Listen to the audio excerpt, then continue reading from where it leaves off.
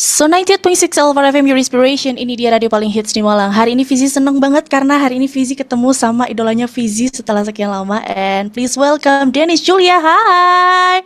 Hi, hello. Hi. Okay, I'm starstruck right now because I really love your song. I really love your album EP, Thank and this is my best birthday gift ever, I think. Wow, thank you so much. I'm honored to be here. Happy birthday in advance, or is it coming up? On the 3rd December, the few days ago. Belated happy birthday. Yes, thank you so much anyway. So, Dennis, before we start to talking about your EP and your music, my friends, Lutfi from Creative Disc, tell me that you really love R&B so much, so you really ate the songs. So give me a 3 top recommendation to us for the your songs on R&B, maybe the recommendations. Which era of R&B are we talking? Like modern R&B or like old school R&B? What It's up to you. It's okay with the old school one. It's old okay. school one? The top 3. Okay, I'm gonna recommend songs that I feel like aren't that famous so that you guys Mhm. can listen to it. I feel like number one would be My Queen by Khulud and Bird. You probably, I don't Okay. know if you know it, but it's a Mhm. very like pop R&B track Mhm. Mhm. Mhm. vibe with. Mhm. Number Okay. two would be, I think this is a staple in my playlist. It's Body Bumpin' by Public Announcement. Oh, yeah, I know that And songs. third would be ah wait, this has to be a good one. What Hmm. is it? Let's just go with like a staple. I'd Rather by Luther Vandross. Like, Okay. I've been loving that song lately. It's in my morning playlist. So Oh, really? yeah. Yeah. Oh, that's a good one.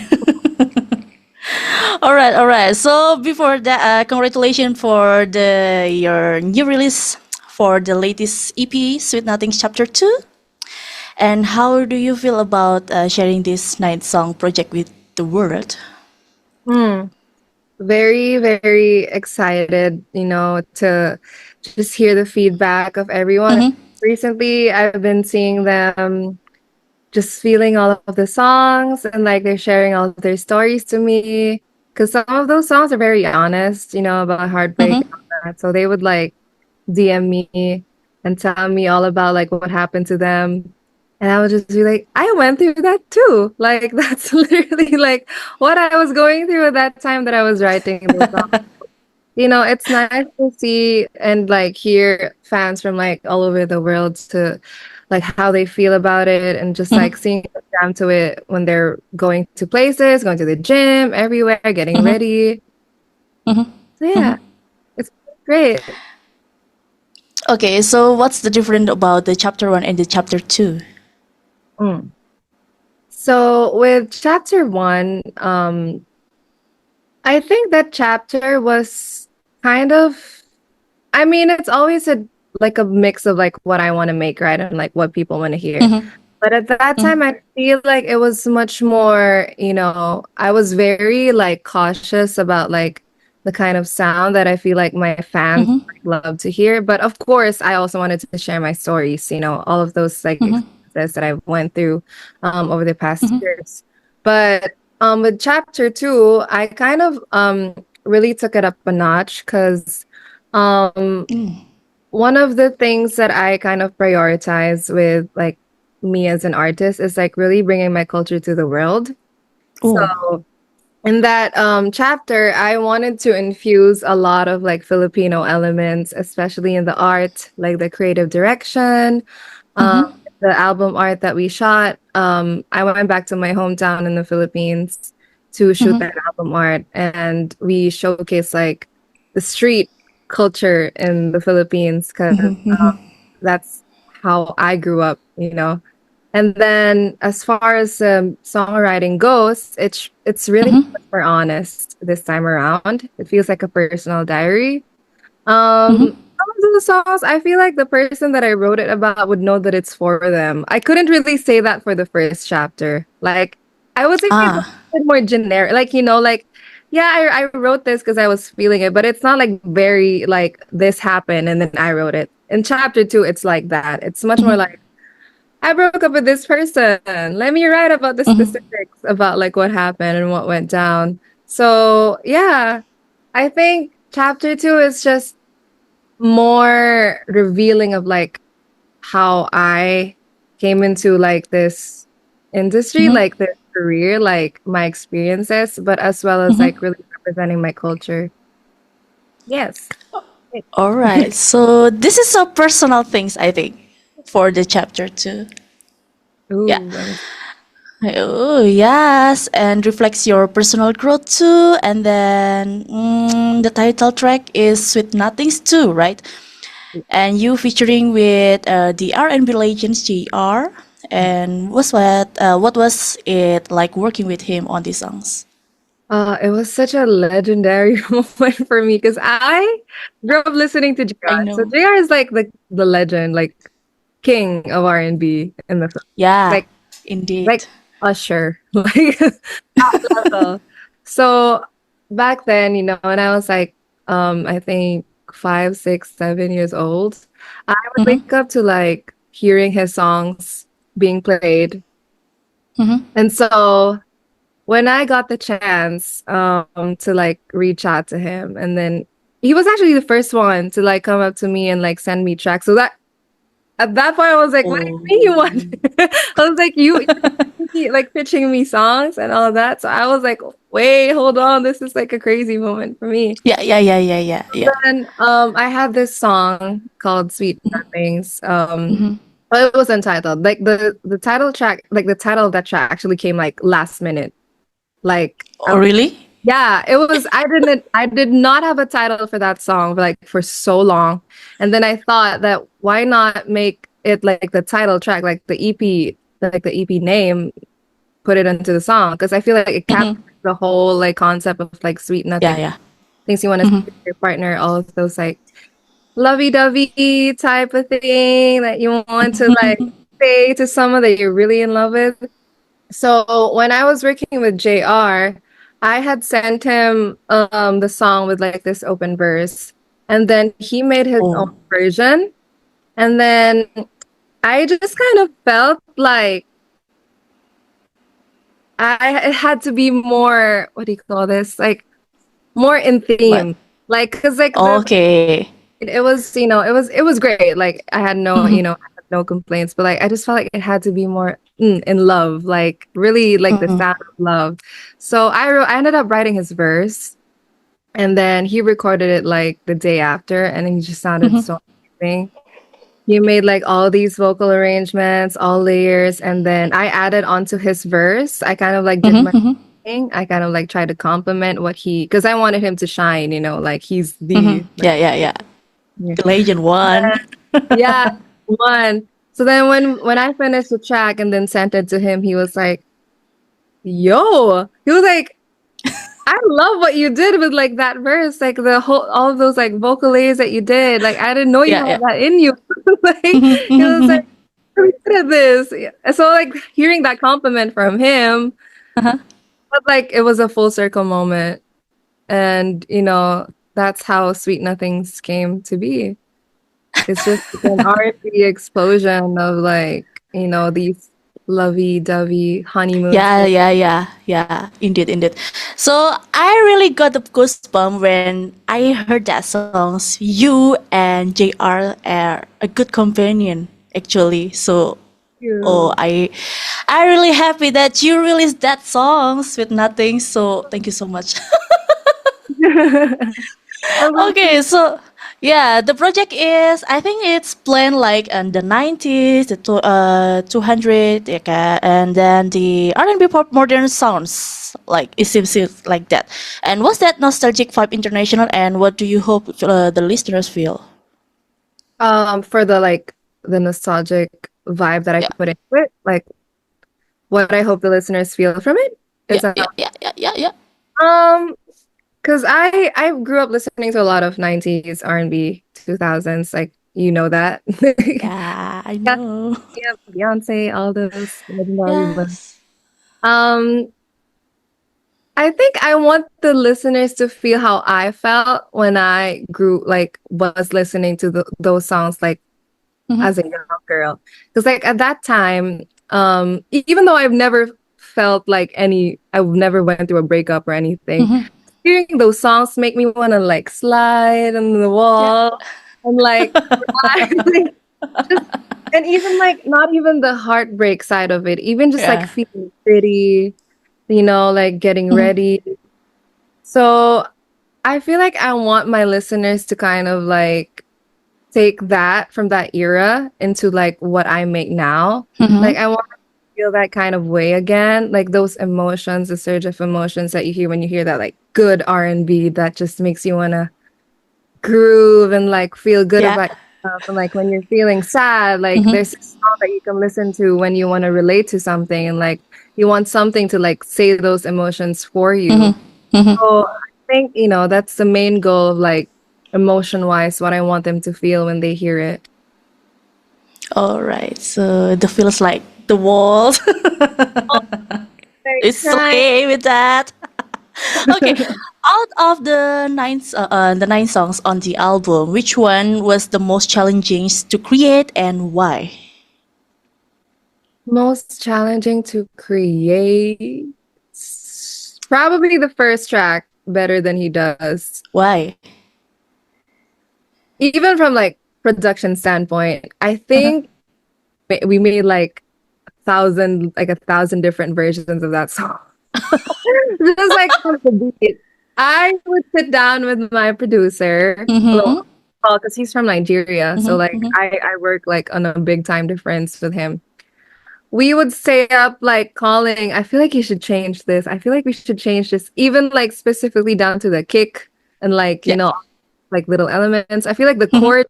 chord change should happen here, yada yada. And then like we went on for like months just like trying to make the perfect beat for it. And Yeah. then when it came to songwriting, the bridge was so hard to make.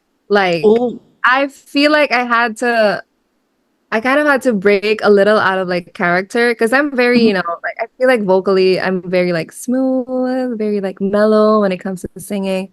So when it Mm-hmm. came to the bridge, it was like, no, let me try to belt a little. So I'll try these things that I've never done before.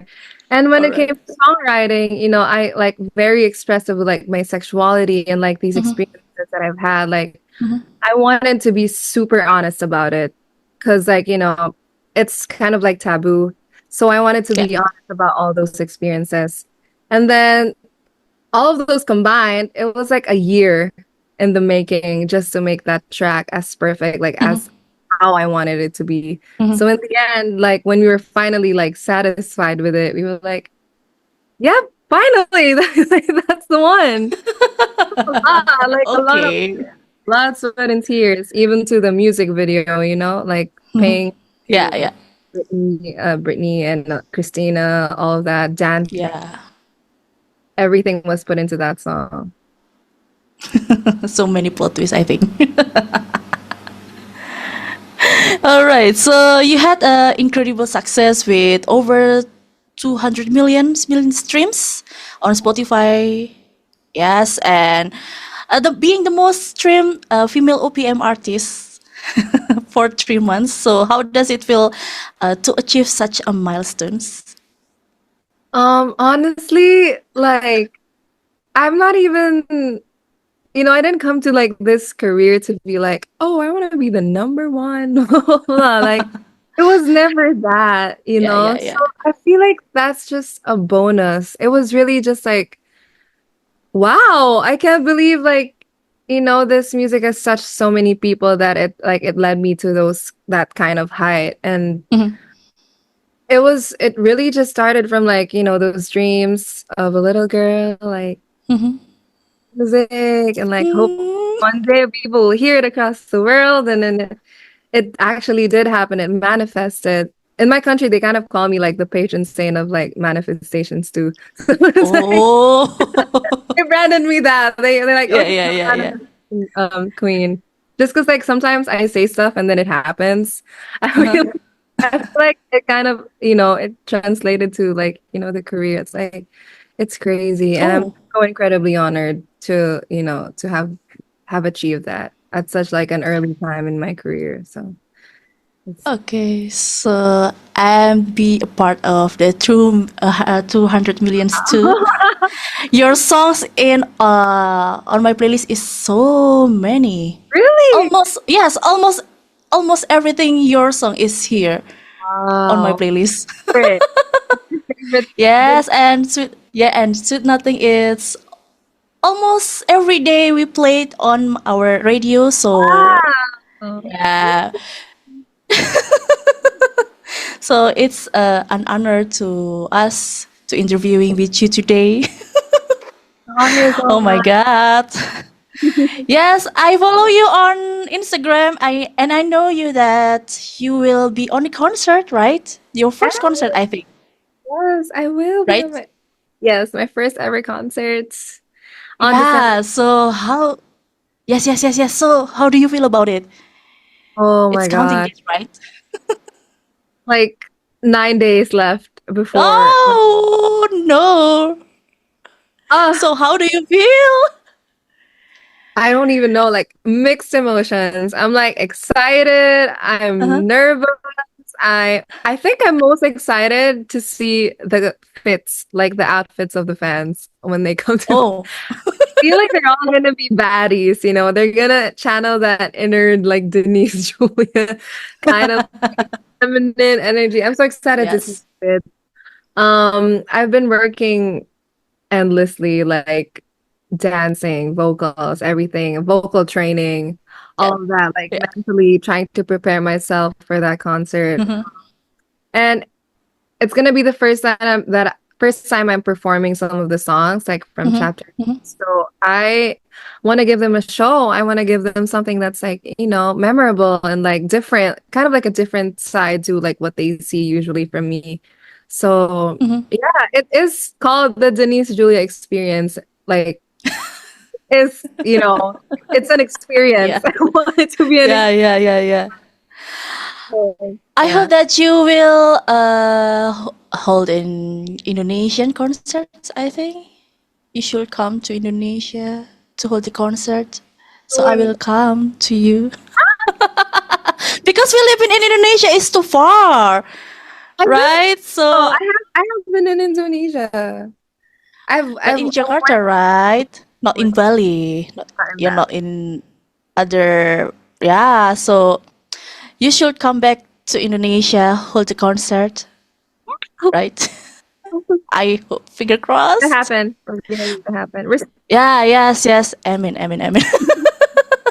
So lastly, could you inviting the everyone to listen your mini album and share with them? Shouldn't miss it. Okay, sure. Yeah. Um, I'll go now. Yeah. Okay. Hello, everyone. This is Denise Julia, and I'm inviting you guys to stream my music and my latest EP, Sweet Nothings Chapter 2. And I hope to see you guys soon in Indonesia, hopefully. Hopefully. So thank you so much, Dennis Julia. So oh my god. I can say anything because I really love you, Dennis. So yeah. Ah, thank So you. many thoughts in here, but we have a limited time. Yes. Aw, So I hope that you will come back to Indonesia. You will have a concert here, and surely I will come to your concert in Indonesia. yes, we're speaking it into existence. Yes.